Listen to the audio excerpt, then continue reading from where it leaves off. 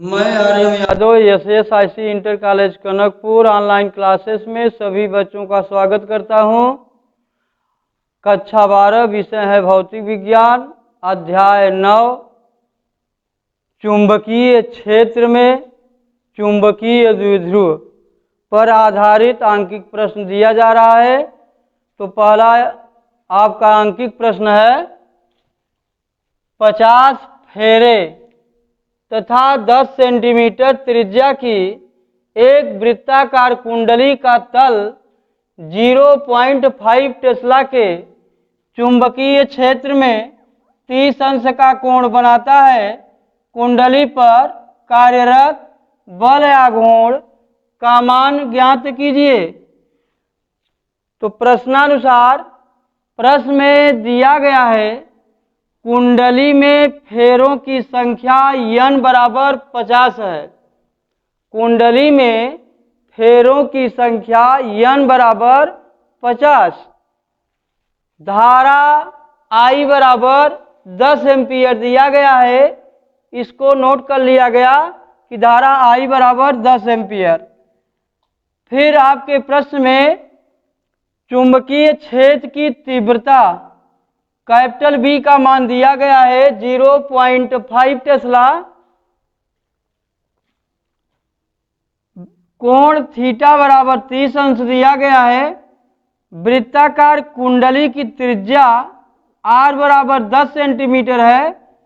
तो हम त्रिज्या जो सेंटीमीटर में दिया गया 10 सेंटीमीटर, इसको हम मीटर में बनाएंगे और 10 में 100 का भाग दे देंगे। चूंकि 1 मीटर बराबर 100 सेंटीमीटर होता है, तो सेंटीमीटर से जब हम मीटर बनाएंगे तो 100 का भाग दिया जाएगा।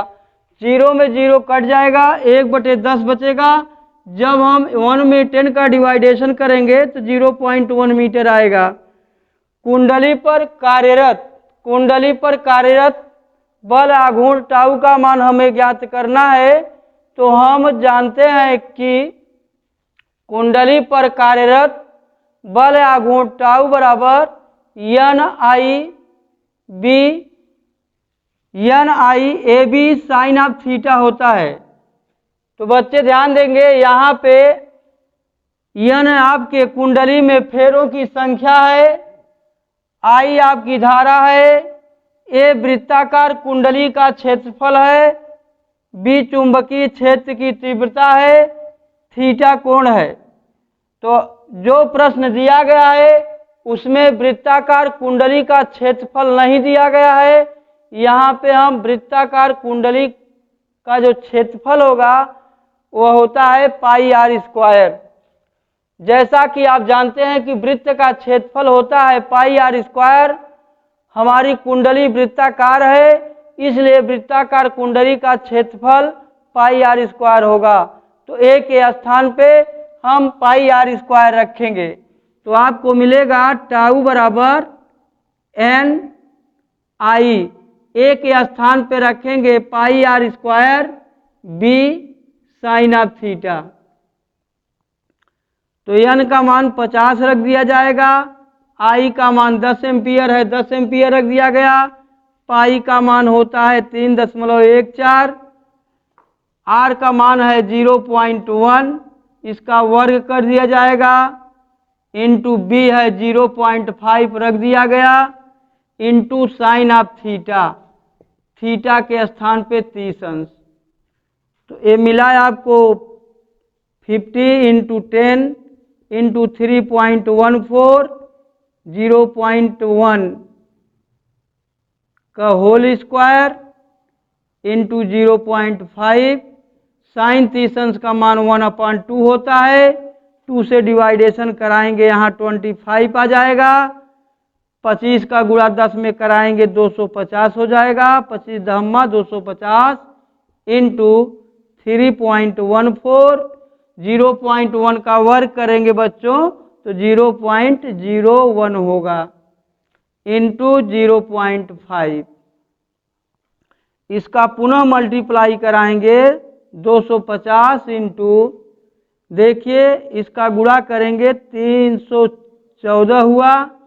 बच्चे ध्यान देंगे, 2 अंक पे दशमलव यहाँ है और 2 अंक पे यहाँ है, कुल मिला करके हमें 4 अंक पे दशमलव लगाना होगा। तो यहाँ 0 बढ़ा देंगे, ये हो गया दशमलव।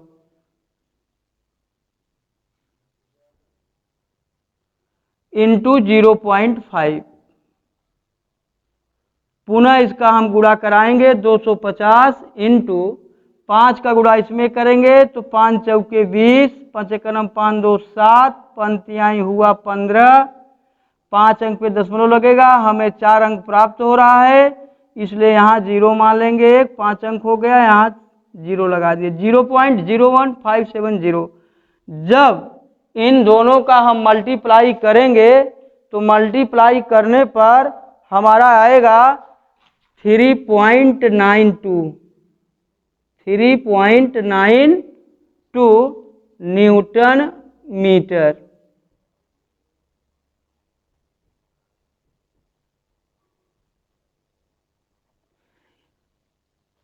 वृत्ताकार कुंडली पर कार्यरत बल या घूर्ण का माना गया 3.92 न्यूटन मीटर, यही आंसर होगा। अगला अंकित प्रश्न दिया गया है, किसी धारा लूप का क्षेत्रफल 1 मीटर स्क्वायर है तथा उसमें प्रवाहित धारा 1 एम्पियर है, इसका चुंबकीय आघूर्ण ज्ञात कीजिए।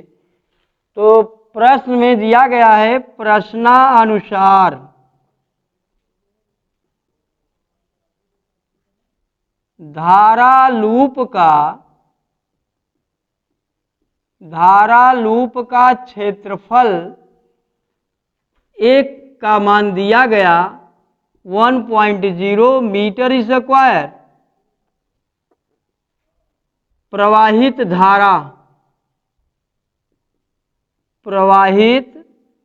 धारा I की वैल्यू दी गई है 1.0 एम्पियर। धारा लूप में प्रवाहित धारा I बराबर 1.0 एम्पियर दिया गया है। आपको ज्ञात करना है चुंबकीय आघूर्ण। हमें कैपिटल M का मान ज्ञात करना है। तो बच्चे ध्यान देंगे, चुंबकीय आघूर्ण को हम कैपिटल M से प्रदर्शित करते हैं।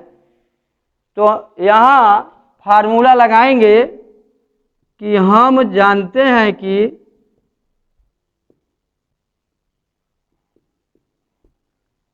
चुंबकीय आघूर्ण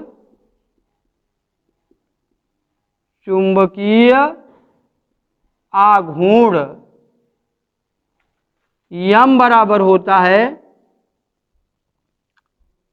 IA धारा इंटू धारा लूप का क्षेत्रफल। तो I का मान 1.0 एम्पियर है, धारा लूप का क्षेत्रफल भी दिया गया है 1.0 मीटर स्क्वायर। तो जब इन दोनों का हम मल्टीप्लाई कराएंगे तो आपका आएगा 1.0 एम्पियर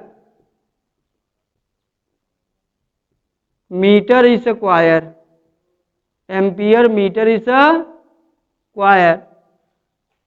तो बच्चे ध्यान देंगे, चुंबकीय आघूर्ण M का मान आ गया 1.0 एम्पियर मीटर स्क्वायर।